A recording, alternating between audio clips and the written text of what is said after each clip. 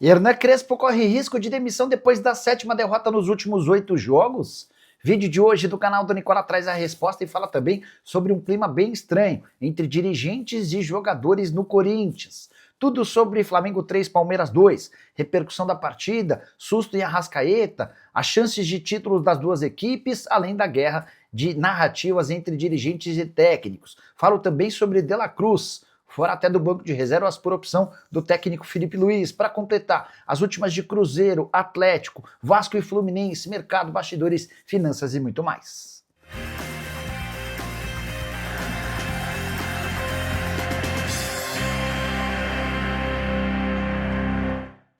Fala aí pessoal, sou Jorge Nicola, bem-vindos a mais um vídeo do canal, sempre bom ter vocês por aqui, sem perder tempo, pedir para deixar like, se inscrever no canal e ativar as notificações antes das notícias. Só lembrar que das 9 sugestões que a gente passou no meu grupo do Telegram, 8 bateram durante o final de semana. Se você ainda não faz parte do grupo, está desperdiçando ótimas oportunidades. E para fazer a sua entrada gratuita e passar a me seguir, é só clicar no link que está no comentário fixo ou na descrição do vídeo. Você vai ser direcionado ao Telegram e a partir daí basta me seguir. Combinado?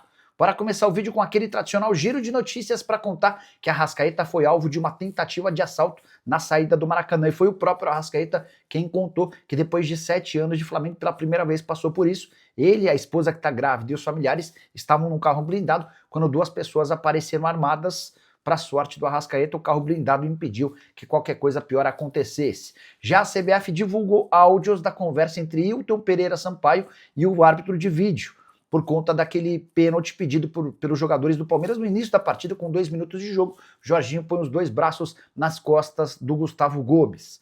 O árbitro de vídeo disse ao Hilton Sampaio o seguinte: Hilton, pode seguir, os 2 braços estão estendidos e não fazem flexão com impacto para empurrão. Gostaria muito de saber a sua opinião, foi ou não foi pênalti? Já uso o espaço para comentário e registre o que você pensa, beleza?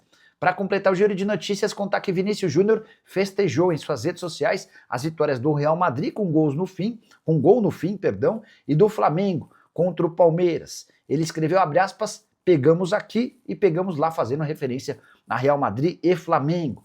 A saideira do giro de notícia, o Botafogo venceu o Ceará por 2-0 com 12 desfalques, resultado que manteve David Ancelotti como treinador, e Marcelo Groi, 38 anos de idade, admitiu que esteve perto de fechar com o Grêmio na última janela de transferências. Na última hora o negócio melou e ele acabou se acertando com o Al-Shabaab da Arábia Saudita.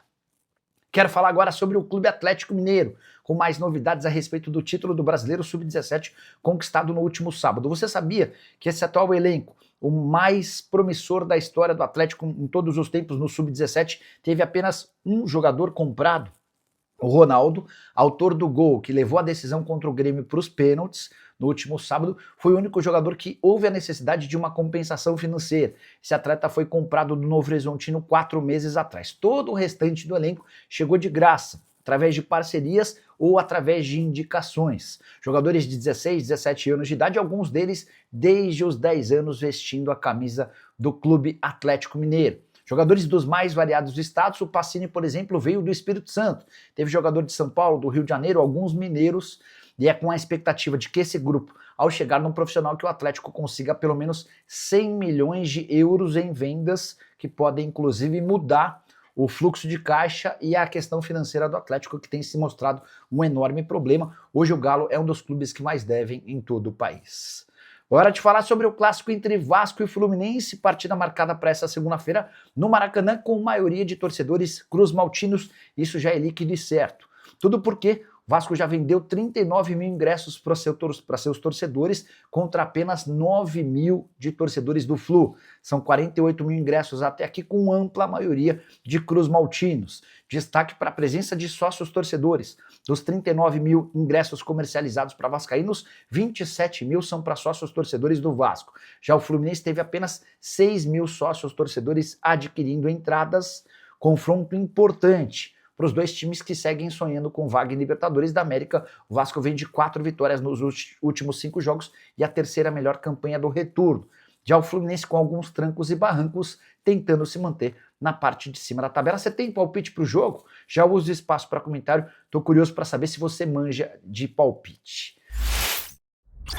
Hora de falar sobre o Cruzeiro. Depois da vitória por 1-0 contra o Fortaleza no último sábado, o técnico Leonardo Jardim admitiu que grandes clubes da Europa têm mandado representantes para analisarem de perto os jogadores do Cruzeiro. E o Samuel Venâncio, setorista do Cruzeiro, trouxe uma informação importante. Ele descobriu que o Borussia Dortmund da Alemanha está interessado no Cauã Prats, lateral esquerdo de 17 anos de idade, recém-promovido da base. O Cauã foi titular na vitória contra o Fortaleza, foi só o 9º jogo dele no time de cima. Atleta, repito, de 17 anos de idade, que havia sido promovido do sub-17 para o sub-20 na metade do ano passado. Ele é tão promissor, mas tão promissor que já foi promovido ao time principal e tem ganhado seus primeiros minutos. Não há proposta oficial do Dortmund, mas um representante esteve no Mineirão para acompanhá-lo de perto. Cauã, que esteve recentemente na lista dos 60 maiores jogadores sub-17 do mundo. Essa divulgação foi feita por uma revista inglesa e apenas 3 brasileiros faziam parte dela. Além do Cauã, o Ângelo, lateral direito que pertence ao São Paulo, já foi vendido para o Strasbourg, e o Gabriel Meck, jogador do Cruzeiro, ou melhor, do Grêmio, que perdeu um pênalti na decisão contra o Atlético Mineiro nesse sábado no Campeonato Brasileiro Sub-17. Cruzeiro que segue vivo no Campeonato Brasileiro, mas com poucas chances de título. Daqui a pouco trago atualizações sobre quanto cada um dos times que brigam na parte de cima da tabela ainda tem de possibilidades de levantar a taça. Hora de falar sobre o Corinthians com um climão. Maicon, Hugo Souza, técnico Dorival Júnior, todos saíram em defesa do trabalho de Fabinho Soldado depois da vitória por 1-0 contra o Atlético Mineiro no último sábado. E vários dos jogadores do Corinthians que têm se manifestado afirmam que a questão política do Corinthians tem interferido na falta de resultados alvinegros desde o início da temporada. Pois bem, o pessoal da diretoria não tem gostado nem da defesa ao Fabinho Soldado, muito menos desse discurso de que a parte política atrapalha o departamento de futebol. Até porque, vamos lembrar que antes de o Augusto Melo sofrer o impeachment, foram os atletas do Corinthians que levaram faixas para dentro do campo antes da partida começar, pedindo e defendendo Augusto Melo. Uma dessas faixas dizia: "Estamos com você, presidente Augusto Melo". Você também vai se lembrar que vários atletas do Corinthians usaram suas redes sociais para demonstrar apoio ao presidente, que acabou sofrendo impeachment depois de ser indiciado por lavagem de dinheiro, crime qualificado, enfim, uma série de circunstâncias que viraram alvo de investigação policial e estão na justiça. Então, dá para dizer que se os jogadores estão contrários, se incomodam com a política entrando no ambiente do futebol, vale a lembrança de que foram eles quem levaram primeiro a política para dentro do campo. Queria contar para vocês que o incômodo dos dirigentes para com essa defesa do Fabinho Soldado se dá pelo fato de o Fabinho Soldado ter a cara do Augusto Melo. E o que mais pega para os atuais dirigentes alvinegros é o fato de o Fabinho Soldado, pouco antes de o Augusto cair, ter garantido um enorme aumento salarial. Ele chegou ao Corinthians ganhando R$250 mil por mês. E coisa de um mês antes de o Augusto cair, o Augusto promoveu o Fabinho, que passou a ganhar R$430 mil mensais. Dentro do Corinthians, há muitas suspeitas em relação a esse aumento de última hora promovido, concedido pelo Augusto Melo. Até por isso já contei para vocês que o Fabinho Soldado parece estar com os dias contados, ao que tudo indica ele cai assim que a temporada atual terminar. Saideira sobre o Corinthians. Há muita lamentação e chateação dos dirigentes do Corinthians com a falta de eficácia do time. É um time que parece escolher os jogos para jogar bem. Por exemplo, contra o Atlético Mineiro, uma boa impressão, mas no jogo anterior, contra o Santos, a coisa havia funcionado bem pouco. Bora de notícia triste, um jogo do Sub-12 do Corinthians nesse domingo foi parar na delegacia de polícia. O Timão vencia o Mantiqueira por 5-1 na partida de ida das quartas de final do Campeonato Paulista Sub-12, quando um atleta do Mantiqueira foi alvo de crime de racismo, cometido pela mãe de um jogador do Corinthians. E o pior vem agora, o Felipe Matos, do Mantiqueira, joga no campo pelo Mantiqueira, mas joga no salão, no Corinthians. E ele foi alvo de xingamentos de uma torcedora que é mãe de um atleta do Timão. O jogador, inclusive, depois de sofrer esses atos de racismo, se sentou no campo e começou a chorar. Ele, inclusive, nem conseguiu terminar a partida, relatando a arbitragem que foi chamado de preto, FDP, sem família, VTC. Obviamente que eu não vou falar os palavrões porque não há essa necessidade. Pois bem, a partida foi encerrada e os dirigentes dos dois clubes acabaram indo para a delegacia.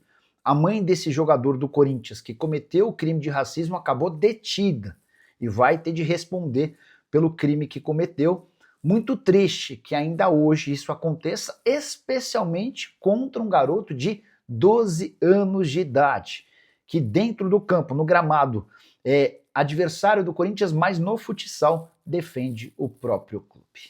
Quero falar agora sobre o Bahia, que fez a maior compra da história do futebol brasileiro, abaixo de 16 anos de idade.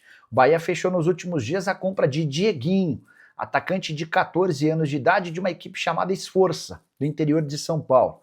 O negócio pode chegar a 1 milhão de euros ou 6 milhões e 300 mil reais. Essa grana será paga ao Esforça até que o atleta complete 16 anos de idade. Dieguinho, que também era alvo de Palmeiras, Flamengo, Red Bull Bragantino e Internacional, jogador representado pela F3 Sports.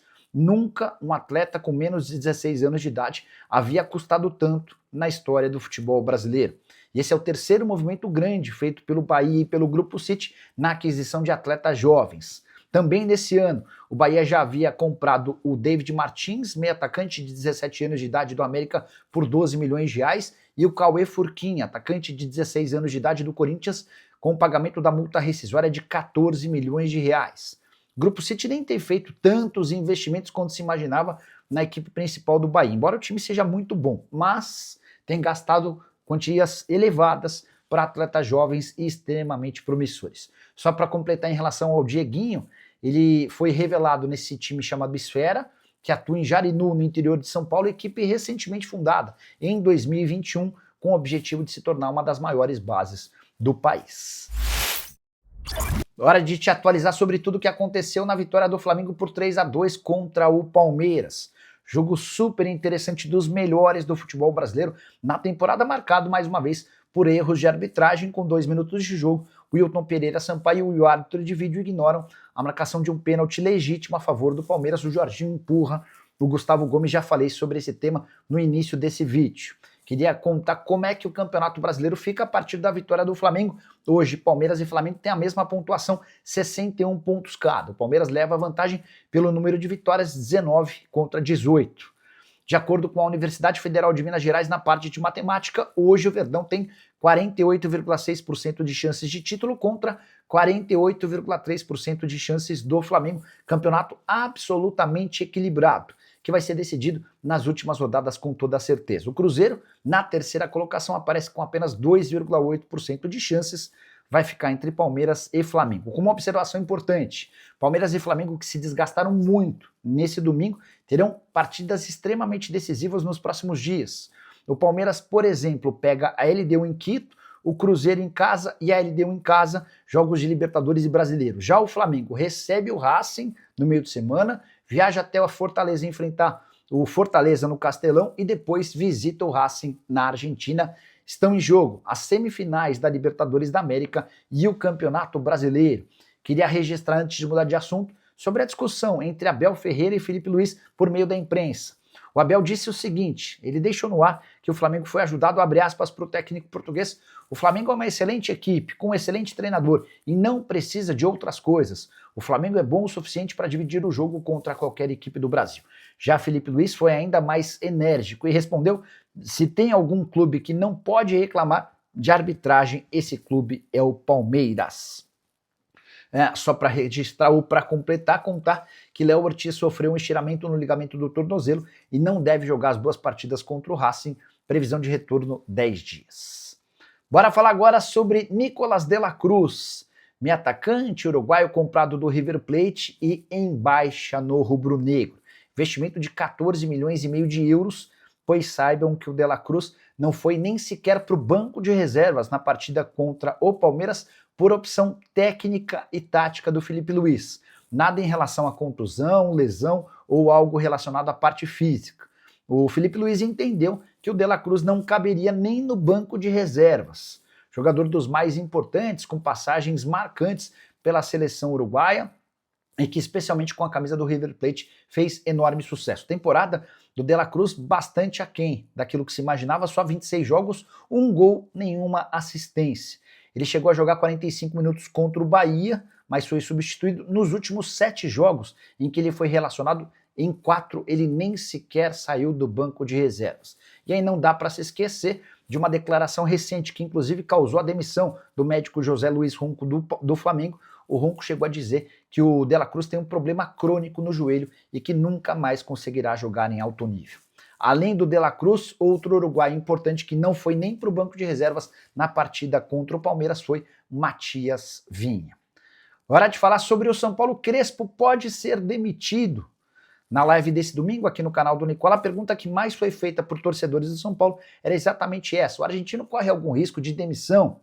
Antes de trazer a resposta, só embasar e explicar um pouquinho sobre a situação do São Paulo. Nesse domingo, derrota por 3-0 por Mirassol, no interior de São Paulo, com direito a gol e a assistência de Reinaldo, que já se declarou torcedor do São Paulo, mas foi dispensado pelo tricolor alguns anos atrás. São Paulo chegou à 7ª derrota nos últimos 8 jogos. Só venceu o Fortaleza nessa sequência de 2 meses. Importante registrar que com essa derrota o São Paulo está cada vez mais distante do G6, que é o grande objetivo do São Paulo na temporada, estar na Libertadores da América do próximo ano. Cheguei a contar para vocês sobre uma reunião a portas fechadas do presidente do São Paulo, Júlio Casares, com os membros do elenco do São Paulo no último sábado, antes do confronto contra o Mirassol, ele explicando sobre a importância da classificação para a Libertadores e prometendo um bicho maior em caso de classificação para o torneio sul-americano. Parece que a conversa não fez efeito. São Paulo fez uma péssima partida e o 3-0 acabou sendo pouco. Rafael fez pelo menos 3 grandes defesas que evitaram uma goleada pior. Sobre a resposta em relação ao futuro de Hernan Crespo, consultei ainda no domingo, dirigente importante do São Paulo. Existe chance de o Crespo cair? A resposta, chance zero. Isso não significa que o Crespo está garantido eternamente, mas para esse episódio, depois da derrota por 3-0 por Mirassol, não se cogita a demissão do técnico. Existem muitos problemas a serem superados, mas hoje o São Paulo ainda entende que pode conseguir dar a volta por cima com o treinador argentino, que vai precisar de resultados, sob o risco de, se voltar a tropeçar, aí sim acabar demitido. Desde que o São Paulo contratou o Crespo, foram 23 jogos, com 9 vitórias, 4 empates e 10 derrotas. Ele perdeu mais do que ganhou. 24 gols pró, 25 gols contra. Gostaria que você usasse o espaço para comentário para dizer que nota você dá para Hernan Crespo até aqui no São Paulo e se você já cogitaria demiti-lo ou não, beleza? Só não esquece de deixar like, de se inscrever no canal. A gente volta assim que surgir notícia. Tchau!